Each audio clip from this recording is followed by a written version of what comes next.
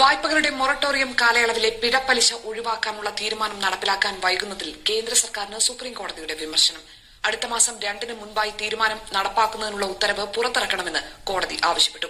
തീരുമാനം വൈകുന്നത് സാധാരണക്കാരന്റെ താൽപര്യത്തിന് വിരുദ്ധമാണ്. പാവപ്പെട്ടവന്റെ ദീപാവലി സർക്കാരിന്റെ കയ്യിലാണെന്നും ജസ്റ്റിസ് അശോക് ഭൂഷൺ അധ്യക്ഷനായ ബെഞ്ച് പറഞ്ഞു. 2 കോടി രൂപ വരെയുള്ള വ്യക്തിഗത വായ്പകൾക്ക് മൊറട്ടോറിയം കാലയളവിൽ പിഴപ്പലിശ ഒഴിവാക്കുമെന്ന് കേന്ദ്ര സർക്കാർ നേരത്തെ തന്നെ സുപ്രീം കോടതിയെ അറിയിച്ചിരുന്നു. ഈ തീരുമാനം എപ്പോൾ പ്രാബല്യത്തിൽ വരുമെന്ന കോടതിയുടെ ചോദ്യത്തിന് കൃത്യമായ മറുപടി നൽകാൻ കേന്ദ്ര സർക്കാരിനായില്ല. അടുത്ത മാസം 15 വരെ സമയം വേണമെന്നായിരുന്നു സോളിസിറ്റർ ജനറൽ തുഷാർ മേത്ത പറഞ്ഞത്.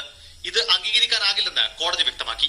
സർക്കാർ പരിഗണിക്കേണ്ടത് സാധാരണക്കാരന്റെ താൽപര്യമാണ്. സാധാരണക്കാരന്റെ അവസ്ഥ സർക്കാർ കാണണമെന്നും തീരുമാനം ഉടൻ നടപ്പിലാക്കണമെന്നും കോടതി പറഞ്ഞു. അടുത്ത മാസം 2-ന് വീണ്ടും കേസ് പരിഗണിക്കും.